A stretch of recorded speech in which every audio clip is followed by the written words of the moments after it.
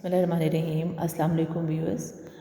Learning language के हवाले से जो शॉर्ट वीडियो है, इसमें मैं आज एक बहुत इंपॉर्टेंट टॉपिक डिस्कस करने जा रही हूँ, जिसे हम कहते हैं इन्फिनेटिव। अब इन्फिनेटिव होता क्या है? इन्फिनेटिव एक्चुअली वर्ब की वो वाली फॉर्म है जिसमें कि हम वर्ब की फ़र्स्ट फॉर्म को टू के साथ यूज़ करते हैं, जैसे कि to give, to prevent, to wait, to write. आज हमने ये देखना है कि इसके यूज़ क्या होते हैं, इसे हम किस तरह से यूज़ करते हैं। सबसे पहले जब हम इन्फिनेटिव को अपनी लैंग्वेज में यूज़ कर सकते हैं, तो इससे हम अपना पर्पस ऑफ एक्शन भी बता सकते हैं कि हम किस काम करने के लिए जा रहे हैं। He bought some flowers to give his wife, कि उसने फूल ख़रीदे हैं अपनी वाइफ को देने के लिए। तो एक्चुअली यहाँ पर इन्फिनेटिव हमें एक पर्पस बता रहा है। I lock the door to prevent theft, कि मैंने चोरी से बचने के लिए दरवाज़े को लॉक कर दिया। यानी कि यहाँ पर इन्फिनेटिव जो है वो आपको पर्पस ऑफ एक्शन बता रहा है। ठीक है, आगे चलते हैं। आप इन्फिनेटिव को एज अ सब्जेक्ट भी यूज़ कर सकते हैं किसी भी सेंटेंस का। अब एग्ज़ाम्पल देखें इसकी।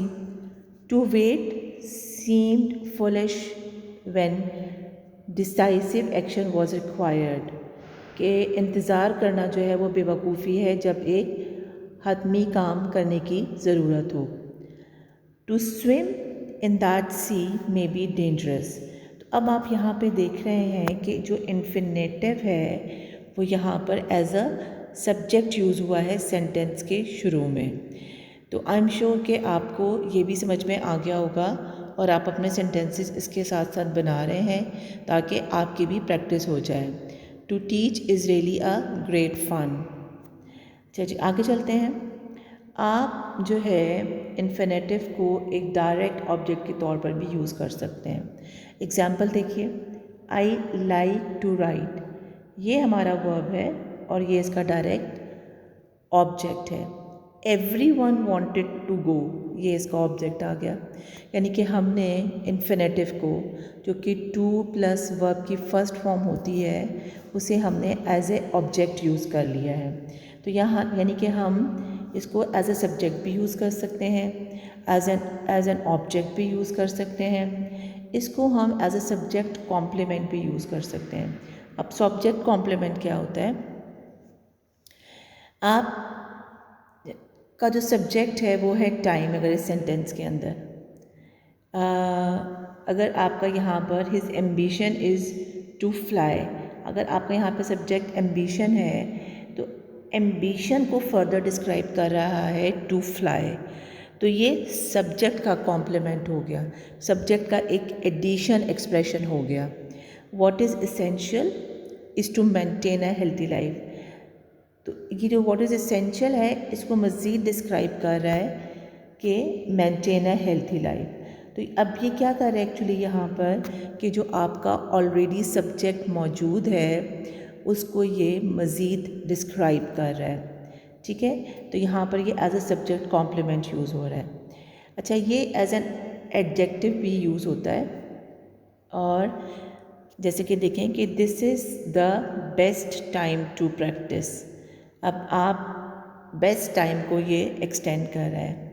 आई have some jeans to wash, अब ये एज एन एडजेक्टिव यूज़ हो रहा है कि बता रहा है कि भाई मुझे इन जीन्स का क्या करना है। चलिए आगे देख लेते हैं। ये तो बहुत सारे यूजेस हैं इसके। ये एज एन एडवर्ब भी यूज़ होता है। एडवर्ब आपको पता है कि वर्ब को डिस्क्राइब करता है। चलिए इसकी एग्जांपल देखते हैं। We must carefully observe to understand, ये ऑब्ज़र्व के बारे में बता रहा है कि हमें ऑब्ज़र्व करना चाहिए। क्यों? ताकि हम अंडरस्टैंड कर सकें। तो यहाँ पर जो हमारा इन्फिनेटिव है वो इस वर्ब का एडवर्ब हो गया। I can't wait to see, wait और ये इसका एडवर्ब है।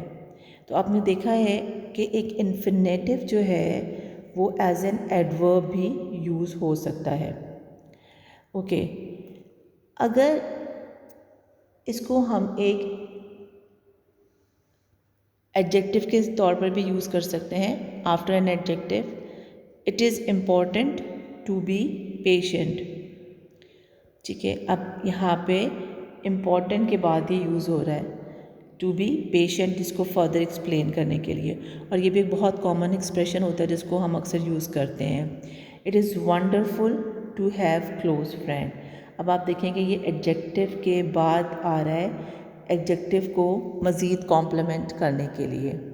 तो it is nice to see you, जैसे हम कह देते हैं it is hard to swim in a calm sea. तो इस तरीके से ये एक एडजेक्टिव के बाद यूज़ हो रहा है।